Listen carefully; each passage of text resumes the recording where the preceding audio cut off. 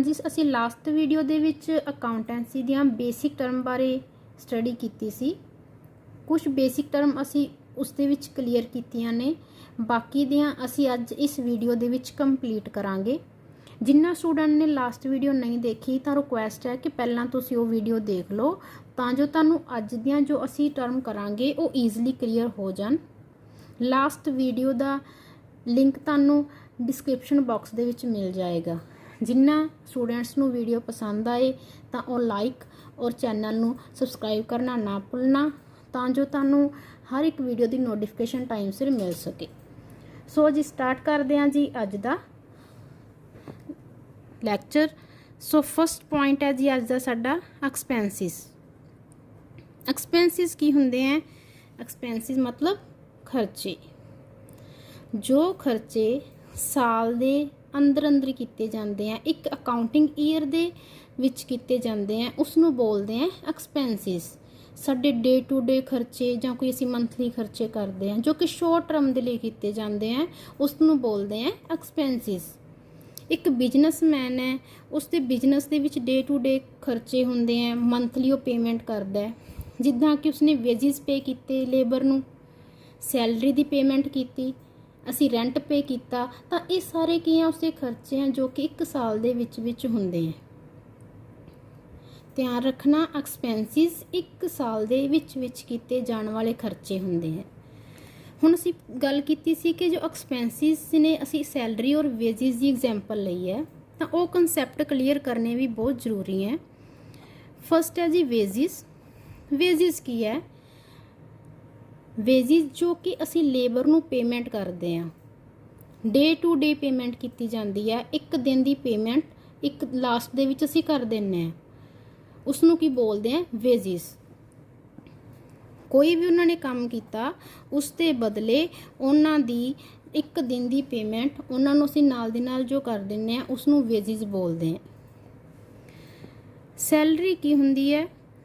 Salary ਆਪਾਂ ਸਭ ਨੂੰ ਪਤਾ ਹੈ, ਸੈਲਰੀ ਪੇ ਕੀਤੀ ਜਾਂਦੀ ਹੈ ਮੰਥਲੀ। ਜਿੱਦਾਂ ਕਿ ਸਾਡੇ ਇੰਪਲੋਇਜ਼ ਹੋ ਗਏ, ਵਰਕਰ ਹੋ ਗਏ, ਉਹਨਾਂ ਨੂੰ ਅਸੀਂ ਮੰਥਲੀ ਸੈਲਰੀ ਪੇ ਕਰਦੇ ਹਾਂ। ਇੱਕ ਬਿਜ਼ਨਸਮੈਨ ਮੰਥਲੀ ਸੈਲਰੀ ਪੇ ਕਰਦਾ। ਵੇਜਿਸ ਔਰ ਸੈਲਰੀ ਦੇ ਵਿੱਚ ਫ਼ਰਕ ਹੈ। ਕੀ ਡਿਫਰੈਂਸ ਹੈ? Wages day to day payment ਕੀਤੇ ਜਾਂਦੇ ਨੇ ਔਰ ਸੈਲਰੀ ਦੀ ਅਸੀਂ ਮੰਥਲੀ ਪੇਮੈਂਟ ਕਰਦੇ ਹਾਂ ਆਪਣੇ ਵਰਕਰਸ ਨੂੰ ਔਰ ਇੰਪਲੋਏ ਨੂੰ। ਵੇਜਿਸ ਲੇਬਰ ਨੂੰ ਪੇਮੈਂਟ ਕੀਤੀ ਜਾਂਦੀ ਹੈ। ਹਾਂਜੀ, ਇਸ ਤੋਂ ਬਾਅਦ ਪੁਆਇੰਟ ਹੈ ਐਕਸਪੈਂਡੀਚਰ। ਹੁਣ ਐਕਸਪੈਂਡੀਚਰ ਔਰ ਐਕਸਪੈਂਸਿਸ ਦੋਨਾਂ ਦਾ ਮੀਨਿੰਗ ਤਾਂ ਸੇਮ ਹੀ ਹੈ। ਐਕਸਪੈਂਸਿਸ ਵੀ ਖਰਚੇ ਹੈ ਔਰ ਐਕਸਪੈਂਡੀਚਰ ਵੀ ਖਰਚੇ ਹੈ, ਲੇਕਿਨ ਇਹਨਾਂ ਵਿੱਚ ਡਿਫਰੈਂਸ ਕੀ ਹੈ? ਫਿਰ ਅਸੀਂ ਦੁਬਾਰਾ ਕਿਉਂ ਕਰ ਰਹੇ ਹਾਂ? ਐਕਸਪੈਂਸਿਸ ਤੁਹਾਨੂੰ ਮੈਂ ਦੱਸਿਆ ਸੀ ਕਿ ਜੋ ਕਿ ਕੀਤੇ ਜਾਂਦੇ ਹੈ ਵਿਦਿਨ 1 ਈਅਰ, ਇੱਕ ਸਾਲ ਦੇ ਵਿੱਚ ਜੋ ਕੀਤੇ ਜਾਂਦੇ ਆ ਉਸ ਨੂੰ ਕੀ ਬੋਲਦੇ ਆ? ਐਕਸਪੈਂਸਿਸ। ਔਰ ਐਕਸਪੈਂਡੀਚਰ ਹੁੰਦੇ ਆ ਜੋ ਕਿ ਇੱਕ ਸਾਲ ਤੋਂ ਜ਼ਿਆਦਾ ਲਈ ਹੁੰਦੇ ਆ, ਮੋਰ ਦੈਨ 1 ਈਅਰ। ਸਪੋਜ਼ ਕਰੋ ਅਸੀਂ ਇੱਕ ਬਿਲਡਿੰਗ ਪਰਚੇਜ਼ ਕੀਤੀ। ਹੁਣ ਬਿਲਡਿੰਗ ਪਰਚੇਜ਼ ਕੀਤੀ ਹੈ ਤਾਂ ਖਰਚੇ ਤਾਂ ਹੋਈ ਹੈ, ਲੇਕਿਨ ਕੀ ਬਿਲਡਿੰਗ ਹੈ ਜੋ ਅਸੀਂ ਇੱਕ ਮੰਥ ਲਈ ਯੂਜ਼ ਕਰਾਂਗੇ? ਨਹੀਂ। ਅਸੀਂ ਜੋ ਬਿਲਡਿੰਗ ਹੈ ਇਹ ਸਾਡੀ ਲੌਂਗ ਟਰਮ ਐਸਿਟ ਹੁੰਦੀ ਹੈ। ਹੁਣ ਐਸਿਟ ਕੀ ਹੁੰਦੀ ਹੈ? ਅਸੀਂ ਲਾਸਟ ਵੀਡੀਓ ਦੇ ਵਿੱਚ ਕਰ ਚੁੱਕੇ ਹਾਂ। ਐਸਿਟ ਹੁੰਦੀ ਹੈ ਸਾਡੀ ਸੰਪੱਤੀ ਜੋ ਕਿ ਅਸੀਂ ਖੁਦ ਯੂਜ਼ ਕਰਦੇ ਹਾਂ, ਅਸੀਂ ਸੇਲ ਕਰਨ ਦੇ ਲਈ ਨਹੀਂ ਪਰਚੇਜ਼ ਕਰਦੇ। ਬਿਲਡਿੰਗ ਹੈ ਅਸੀਂ ਲੌਂਗ ਟਰਮ ਦੇ ਲਈ ਪਰਚੇਜ਼ ਕੀਤੀ ਤਾਂ ਕਾਫੀ ਸਾਲ ਅਸੀਂ ਇਸ ਦਾ ਯੂਜ਼ ਕਰਾਂਗੇ, ਤਾਂ ਜੋ ਖਰਚੇ ਅਸੀਂ ਬਿਲਡਿੰਗ ਨੂੰ ਪਰਚੇਜ਼ ਕਰਨ ਲਈ ਕੀਤੇ ਆ ਉਸ ਨੂੰ ਕੀ ਬੋਲਦੇ ਆ? ਐਕਸਪੈਂਡੀਚਰ। ਤਾਂ ਡਿਫਰੈਂਸ ਕਲੀਅਰ ਹੋ ਗਿਆ ਹੋਏਗਾ। ਐਕਸਪੈਂਸਿਸ ਵਿਦਿਨ 1 ਈਅਰ, ਇੱਕ ਸਾਲ ਦੇ ਅੰਦਰ ਕੀਤੇ ਜਾਂਦੇ ਆ, ਔਰ ਐਕਸਪੈਂਡੀਚਰ ਕੀਤੇ ਜਾਂਦੇ ਆ ਮੋਰ ਦੈਨ 1 ਈਅਰ, ਇੱਕ ਸਾਲ ਤੋਂ ਜ਼ਿਆਦਾ ਲਈ ਕੀਤੇ ਜਾਂਦੇ ਆ, ਜਿਨ੍ਹਾਂ ਦਾ ਬੈਨੀਫਿਟ ਸਾਨੂੰ ਇੱਕ ਸਾਲ ਤੋਂ ਜ਼ਿਆਦਾ ਲਈ ਮਿਲਦਾ। ਇਸ ਤੋਂ ਨੈਕਸਟ ਪੁਆਇੰਟ ਹੈ ਜੀ ਡਰਾਇੰਗ। ਹਾਂਜੀ, ਡਰਾਇੰਗ ਵਰਡ ਹੈ, ਸੁਣਿਆ ਹੋਏਗਾ। ਹੁਣ ਤੱਕ ਤਾਂ ਆਪਾਂ ਡਰਾਇੰਗ ਦਾ ਮੀਨਿੰਗ ਹੀ ਸਮਝਿਆ ਹੋਏਗਾ, ਪੇਂਟਿੰਗ ਕਰਦੇ ਹਾਂ, ਲੇਕਿਨ ਅਕਾਊਂਟੈਂਸੀ ਦੇ ਵਿੱਚ ਡਰਾਇੰਗ ਦਾ ਮੀਨਿੰਗ ਕੀ ਹੈ? ਇੱਕ ਬਿਜ਼ਨਸਮੈਨ ਹੈ, ਉਹ ਬਿਜ਼ਨਸ ਤਾਂ ਕਰ ਹੀ ਰਿਹਾ, ਉਸਦੇ ਬਿਜ਼ਨਸ ਦੇ ਵਿੱਚ ਤਾਂ ਡੇ ਟੂ ਡੇ ਐਕਸਪੈਂਸਿਸ ਹੋਣਗੇ, ਲੇਕਿਨ ਉਸ 'ਤੇ ਕੁਛ ਪਰਸਨਲ ਖਰਚੇ ਵੀ ਹੋਣਗੇ, ਘਰ ਦੇ ਵੀ ਆਪਣੇ ਖਰਚੇ ਹੋਣਗੇ। ਤਾਂ ਉਹਨਾਂ ਖਰਚਿਆਂ ਨੂੰ ਪੂਰਾ ਕਰਨ ਦੇ ਲਈ ਉਸ ਨੂੰ ਕੈਸ਼ ਚਾਹੀਦਾ ਹੋਏਗਾ। ਜਦੋਂ ਇੱਕ ਬਿਜ਼ਨਸਮੈਨ ਆਪਣੇ ਪਰਸਨਲ ਖਰਚਿਆਂ ਨੂੰ ਪੂਰਾ ਕਰਨ ਦੇ ਲਈ ਬਿਜ਼ਨਸ ਦੇ ਵਿੱਚੋਂ ਕੈਸ਼ ਵਿਦਡਰਾ ਕਰਵਾਉਂਦਾ ਹੈ ਤਾਂ ਉਸ ਨੂੰ ਬੋਲਦੇ ਆ ਡਰਾਇੰਗ। ਕੈਸ਼ ਵਿਦਡਰਾ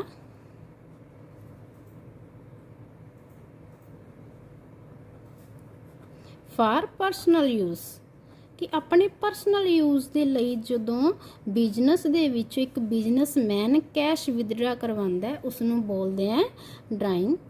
ਸਪੋਜ਼ ਕਰੋ ਇੱਕ ਬਿਜ਼ਨਸਮੈਨ ਹੈ, ਉਸਨੇ ਆਪਣੇ ਘਰ ਦਾ ਰੈਂਟ ਪੇ ਕਰਨਾ ਹੈ।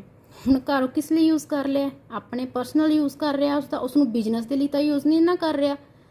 ਤਾਂ ਜਦੋਂ ਘਰ ਦਾ ਰੈਂਟ ਪੇ ਕਰਨ ਦੇ ਲਈ ਉਹ ਬਿਜ਼ਨਸ ਦੇ ਵਿੱਚੋਂ ਕੁਝ ਕੈਸ਼ ਵਿਦਡਰਾ ਕਰਵਾ ਕੇ ਲੈ ਕੇ ਜਾ ਰਿਹਾ, ਉਸ ਨੂੰ ਡਰਾਇੰਗ ਬੋਲਦੇ ਆ। ਔਰ ਅਸੀਂ ਦੇਖਾਂਗੇ ਜਿਵੇਂ ਜਿਵੇਂ ਅਸੀਂ ਅੱਗੇ ਅਕਾਊਂਟੈਂਸੀ ਕਰਾਂਗੇ ਤਾਂ ਅਸੀਂ ਦੇਖਾਂਗੇ ਜੋ ਡਰਾਇੰਗ ਹੈ ਉਹ ਸਾਡੀ ਕੈਪੀਟਲ ਦੇ ਵਿੱਚੋਂ ਲੈਸ ਕੀਤੀ ਜਾਂਦੀ ਹੈ। ਹਾਂਜੀ, ਨੈਕਸਟ ਪੁਆਇੰਟ ਹੈ ਡਿਸਕਾਊਂਟ। ਡਿਸਕਾਊਂਟ ਕੀ ਹੁੰਦਾ ਹੈ? ਸਾਨੂੰ ਸਭ ਨੂੰ ਪਤਾ ਹੈ ਡਿਸਕਾਊਂਟ ਕੀ ਹੁੰਦਾ ਹੈ। ਕੋਈ ਲੈਸ ਮਿਲ ਜਾਣਾ, ਕਿਸੇ ਦੇ ਪ੍ਰਾਈਸ ਲੈਸ ਮਿਲ ਜਾਣਾ, ਕੋਈ ਚੀਜ਼ ਖਰੀਦਣਗੇ ਸਾਨੂੰ ਲੈਸ 'ਤੇ ਮਿਲ ਜਾਣੀ। ਜਿੱਦਾਂ ਕਿ ਅਸੀਂ ਦੇਖਦੇ ਹਾਂ ਕਿ ਸੇਲ ਲੱਗੀ ਹੈ ਜੀ, 10% ਡਿਸਕਾਊਂਟ ਚੱਲ ਰਿਹਾ, 20% ਡਿਸਕਾਊਂਟ ਚੱਲ ਰਿਹਾ। ਅਸੀਂ ਸਿਰਫ ਇੰਨਾ ਕੁ ਹੁਣ ਤੱਕ ਜਾਣਦੇ ਸੀ। ਲੇਕਿਨ ਡਿਸਕਾਊਂਟ ਵੀ ਦੋ ਤਰ੍ਹਾਂ ਦਾ ਹੁੰਦਾ ਹੈ। First one is trade discount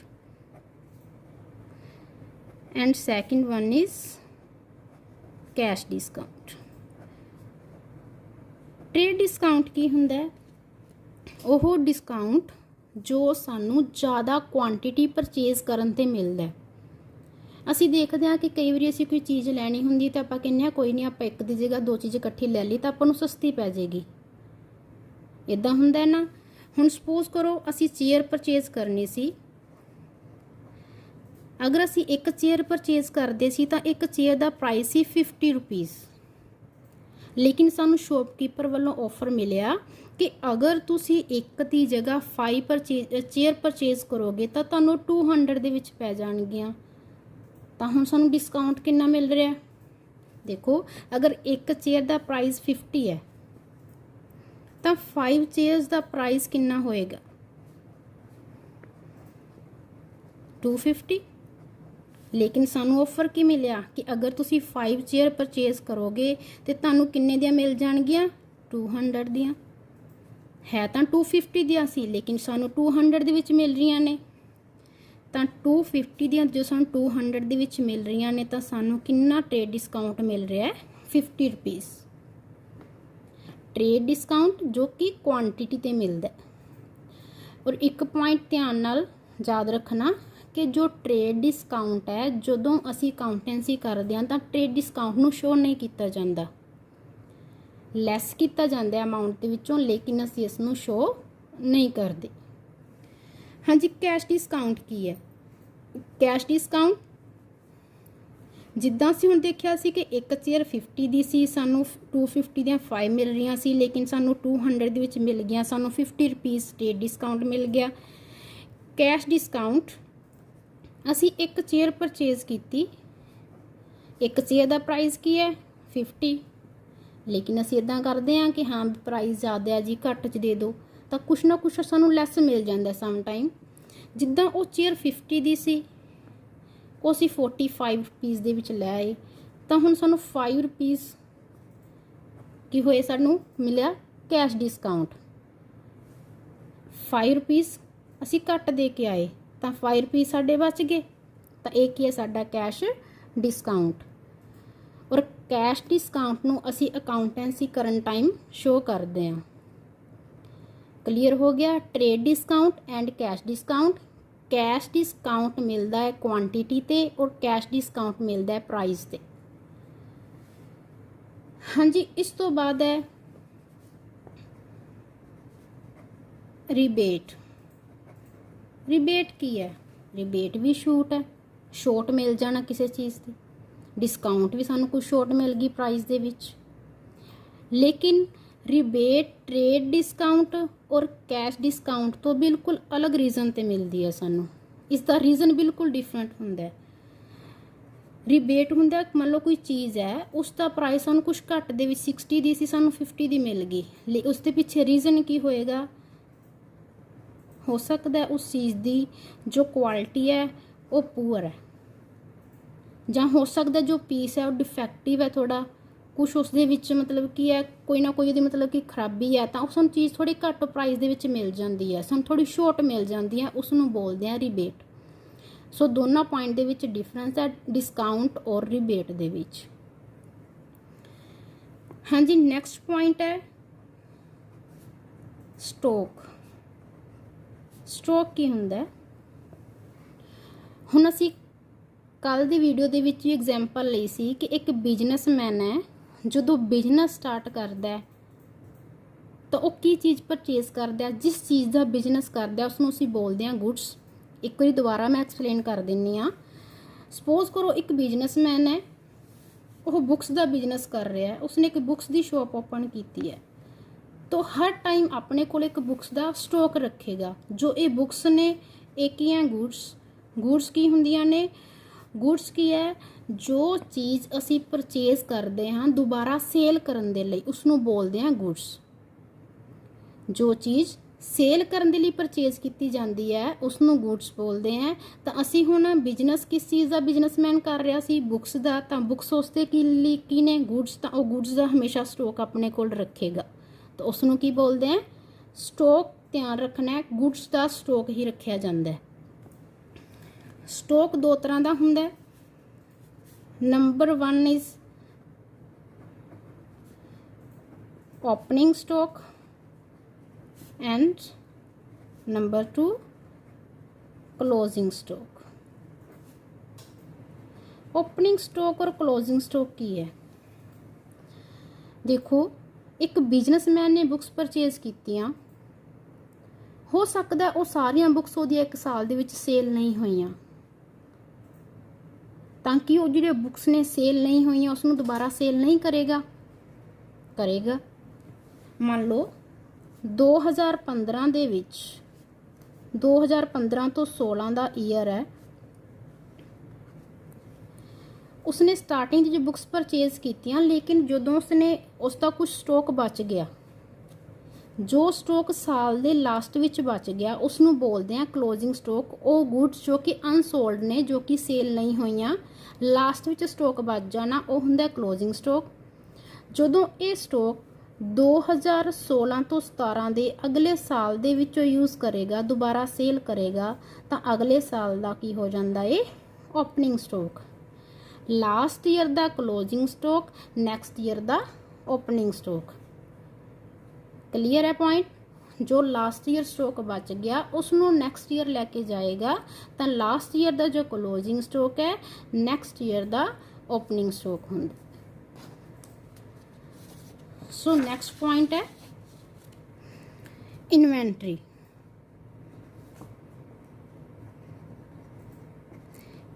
inventory की है? इन्वेंट्री और स्टॉक दोनों सेम ही ने, लेकिन थोड़ा जा इन्हां दे विच की है डिफरेंस है। स्टॉक किस दा रखिया जांदा है? गुड्स दा। गुड्स की हुंदियां ने? जो असी परचेज करते हैं सेल करन दे लई। इन्वेंट्री की है? इन्वेंट्री भी स्टॉक की तरह ही है, लेकिन इन्वेंट्री किस दे लई हुंदी है, किस दे विच हुंदी है? जदों असी किसी चीज़ की प्रोडक्शन कर रहे हैं। गुड्स तो असी परचेज कीतियां, सेल कीतियां, लेकिन गुड्स की कोई प्रोडक्शन भी तो करदा, तां ही गुड्स साडे कोल आंदियां ने ना। तो जदों असी गुड्स की प्रोडक्शन करते हैं तो सब तो पहला सानू की चाहिदा हुंदा है? रा मटीरियल। रा मटीरियल मतलब कि कच्चा माल। सपोज करो असी कपड़ा तैयार करना है, तो सब तो पहला उसके लिए सानू की चाहिए है? कॉटन। तो कॉटन की है? रा मटीरियल।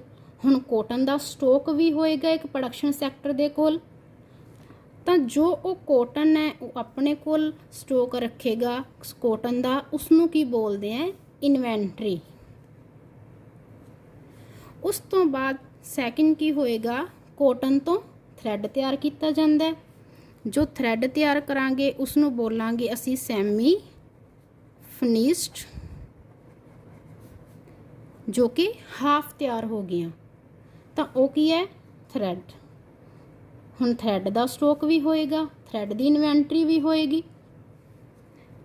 सैकेंड, जदों थ्रैड तो क्लोथ तैयार हो गया, एक फाइनल गुड बन के तैयार हो गई, तो उसका स्टॉक भी होएगा। कॉटन सी साडा रॉ मटीरियल, कॉटन तो थ्रैड तैयार किया सैमी फिनिश्ड गुड्स, तो फाइनल गुड्स किहड़ियां होईयां साडीआं क्लोथ। तो जो कॉटन है उसकी इन्वेंटरी होएगी, स्टॉक होएगा, सैमी फिनिश्ड का होएगा और फाइनल गुड्स का भी होएगा। स्टॉक किस चीज़ का रखा जाता है? गुड्स का, जो असी परचेज करते हैं सेल करने के लिए। इन्वेंटरी किस चीज़ की होंदी है? Raw material, semi finished and final goods दी। सो ये दोनों पॉइंट याद रखने वाले ने। उस तो बाद साडा नैक्सट पॉइंट है फाइनैंशियल ट्रांजैक्शन, जो कि बहुत टाइम यूज़ होएगा तुहाडी अकाउंटेंसी दे टाइम। बार बार ये वर्ड यूज़ किया जाएगा, इसलिए दा मीनिंग ध्यान नाल समझ लो। फर्स्ट ट्रांजैक्शन की होंदी है? ट्रांजैक्शन की है कि एक बिजनेसमैन डे टू डे काफ़ी ट्रांजैक्शन करता है, कुछ परचेज भी करता है, सेल करता है, इस तो इलावा कदे रेंट पे करता, वेजिस पे करते, सैलरी देती, तो ये सारिया किन्ने उसदियां ट्रांजैक्शन ने। हुण फाइनैंशियल ट्रांजैक्शन किहड़ियां हुंदियां ने? फाइनैंशियल ट्रांजैक्शन वो ट्रांजैक्शन हुंदियां ने जो ट्रांजैक्शन करन दे नाल एक कोई ना कोई इकनॉमिक एक्टिविटी हुंदी है। सपोज करो एक वर्कर है, उसनों 10,000 सैलरी पे की। जदों सैलरी पे की 10,000 तो इकनॉमिक एक्टिविटी हुई। 10,000 कैश साडे कोल डिक्रीज़ हो गया, तो एक ही है फाइनैंशियल ट्रांजैक्शन है। सो जदों असीं अकाउंटेंसी करते हैं, असीं सिर्फ फाइनैंशियल ट्रांजैक्शन नूं ही रिकॉर्ड करते हैं। असीं सिर्फ और सिर्फ प्राइस की ही गल करते हैं, सिर्फ मनी की ही गल करते हैं। तुहाडे कोल एक होर वर्ड आएगा मोनेटरी टर्म्स। मोनेटरी टर्म्स की होंदियां? मोनेटरी टर्म्स वो गुड्स जिसनों असी उन्हां the money value they which convert करते हैं। हुण की है, असी सपोज करो असी 2 गुड्स परचेज कीतियां, इसकी मोनेटरी वैल्यू किद्दां असी फाइंड करांगे? 2 गुड्स असी परचेज कीतियां, 1 गुड की वैल्यू है 50 रुपीज़, तो 2 गुड्स की कितनी होएगी? 50 मल्टीप्लाई टू 100, तो साडे कोल मोनेटरी वैल्यू आ गई। मनी वैल्यू की है 2 गुड्स की? 100। तो असी अकाउंटेंसी दे विच की रिकॉर्ड करांगे कि असी अकाउंटेंसी दे विच ये लिखांगे कि असी 2 गुड्स परचेज कीतियां? नहीं, असी अकाउंटेंसी दे विच सिर्फ नोट करांगे कि 2 गुड्स की जो मोनेटरी वैल्यू है वो की है। तो 2 गुड्स की मोनेटरी वैल्यू की है 100, तो ये असी नोट करांगे। ध्यान रखना है कि असी अकाउंटेंसी दे विच सिर्फ और सिर्फ मनी की गल करनी है। असी हुण कमर्स के स्टूडेंट हाँ, असी सिर्फ कैश कैश कैश ही करना है, असी सिर्फ मनी की गल करनी है, असी किसी चीज़ की क्वालिटी की गल नहीं करनी। हुण असी एक वर्कर है, उसनूं सैलरी दे रहे हैं 10,000, तो सिर्फ असी मनी की गल कर रहे हैं। हुण असी ये वर्कर है, असी उसका एक्सपीरियंस दे विच नोट नहीं करांगे कि हाँ कितना एक्सपीरियंस है, उसनूं कितनी नॉलेज है। ये चीज़ साडे लई बिल्कुल भी मैटर नहीं करती। जदों असी अकाउंटेंसी कर रहे हैं, क्वालिटी नूं बिल्कुल इग्नोर किया जाता है। सिर्फ मनी दे नाल रिलेटेड टर्म्स ने उन्हां नूं ही रिकॉर्ड किया जाता है अकाउंटेंसी दे विच। सो जो मेन बेसिक टर्म्स सीगियां साडियां ये अज कंप्लीट हो गईयां ने। जिन्ना स्टूडेंट्स ने पहली वीडियो भी नहीं देखी, वो भी जाके पहला वीडियो देख लो। ये दोनों वीडियो देखने तो बाद तुहाडियां बेसिक टर्म क्लीयर हो गई तो अकाउंटेंसी करनी तुहाडे लई बहुत ईजी हो जाएगी। सो कोशिश करते हैं कि असी डेली तुहानूं वीडियो प्रोवाइड करते रहिए। उम्मीद करते हैं कि तुहानूं अज दी वीडियो पसंद आई होएगी, और जिन्होंने भी वीडियो पसंद आए तो प्लीज़ लाइक कर देना। मिलते हैं असी नैक्सट वीडियो दे विच।